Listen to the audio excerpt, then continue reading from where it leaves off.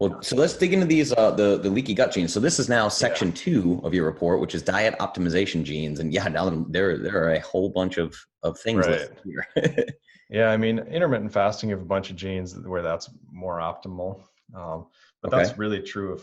If there's one, you know, uh, one thing that pretty much is optimal for everybody in terms of your genetics is intermittent fasting. Almost everybody has genes that where intermittent fasting is beneficial. Now, of course, if you're a professional athlete or if you're trying to put on weight or muscle mass or whatever, and you're 20 years old, yeah, go ahead and eat breakfast. You can't keep up with the amount of calories, that sort of thing. There is an argument to be made, Mhm. but you probably are going to suffer a shorter lifespan if you keep carrying that out. I mean, almost for Right. sure.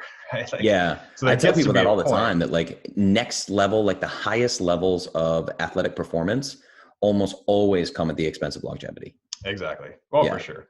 I think they do, but it's hard to prove that, they probably always do, but it's impossible to really make that, like, to prove that in a bulletproof way. Right. Right. But some people are willing to make that exchange and say, okay, I'm decreasing my lifespan potentially, but I want to be a professional athlete, so this is what I'm going to do. And then maybe at age 50, they should flip that. They should turn that around and start focusing on longevity, and they're probably fine if you do it that way. Exactly. Right. Right. Um, but that's what you're seeing when you look at a lot of those genes that you've got. Intermittent fast is important. Here's a bunch of genes. But yeah, the leaky gut, I mean, that's where you really light up. The big one you've got that's going to be an issue for vegan is that ATG16L1. You've got 2 pluses on that gene. Mm-hmm. And man, people that have that gene, they do terrible with grains. Exactly. That's the thing. So if I was going to try something like that, my understanding of virtually all leaky gut is caused by plant foods. Yeah, pretty much. Exactly. So that's tricky, right? Exactly, especially with that gene, right? But I think if you avoid the grains, if you do vegan, vegetarian, whatever, even like I say, just for a little bit, don't do it forever, but it'll just to shoot your cholesterol down. Mm-hmm. Definitely avoid the grains. Avoid all forms of grains. Just don't even mess Right. with Right. it. That gene is actually related to autophagy as well, by the way. It's called autophagy related 16L1. That's Okay. the actual name of the gene, I believe. And but despite the name, I think if you were intermittent fasting and eating tons of grains, it's still not optimal. In my experience, like Yeah. people with that Yeah. gene, they just really suffer with the grains. It's not even worth messing with. Right. I mean, that's a big one. Another one that's that IBD5. Do you see that one? Yep. And let me just pull up my notes on that. Mushrooms. Yeah, mushrooms come up a few times. Bro, I take mushrooms all the time. You don't even have to worry about it. Yeah, they help your gut for sure. And not a lot of people talk about, well, that IBD5, it's called inflammatory bowel disease number 5. Like, it's actually named inflammatory bowel. Okay. Because it's so linked to that. And it's either through a form of inflammation, like scientists debate like crazy exactly how this gene causes gut inflammation. Okay.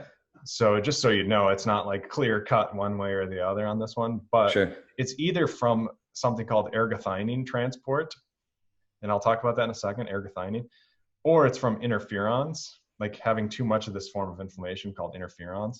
Okay. And that's why I link an article there about how to decrease interferons from selfhacked.com. I'm a huge fan of that website. I'm a scientific advisor for them, for that website. Cool. I met that dude. Joe Cohen. Yep. Yeah.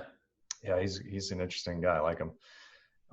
But of course, the website has a lot of pro soy stuff on there, which I'm not a fan of. Just so people know, but I don't throw the baby out with the bathwater type thing. It's like, yeah, they're pretty big fans of soy. I'm not. I think you can debate on that, but they have so much good stuff. I want to take the good stuff they do have and utilize it. Sure, of course. They actually put the references for the scientific studies that they use, by the way, which is most websites don't. So right. I really like that.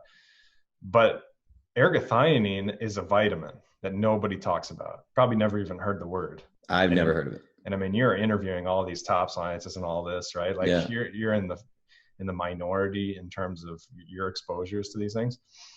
And a lot of people have ergothioneine issues. They, like plants have a little bit of ergothioneine, but mushrooms, they've got like 1,000 times more. They just have like off the charts ergothioneine. Okay. And the reason nobody talks about ergothioneine, again, it's a vitamin, right? So your body can't make it, but you need it. Yeah. How crazy is that you never, like nobody ever hears of it. Even scientists and doctors, they'll be like, oh yeah, I've never heard of it. Ask your doctor. They'll be like, oh yeah, I've never heard of ergothine. Jeez. And you know, the reason not a lot of people talk about it is because your gut bacteria make it for you in many cases. But if you've got issues transporting it into your gut, right, which you have probably with this gene, then, you know, you're not getting the benefits of ergothioneine because you're not bringing it up into your gut. So you want to amplify the amount that you're putting into your system just to make sure you get enough. And again, mushrooms are the way to go. So you're fixing that problem. I'm not too worried about it. Great. And, you know, to be honest, most of the other ones relate to just poor diet and stuff, which obviously you don't have. Right. I mean, they do these studies on average Americans, right? And who are eating fast food, they're eating processed foods, all this kind of stuff. So most of them I'm not really worried about, other than the kind of, obviously the little blurbs that I have on your report, and then just the stuff we talked about, like the grains are big, and you know, exercise, you know, just the basics, right?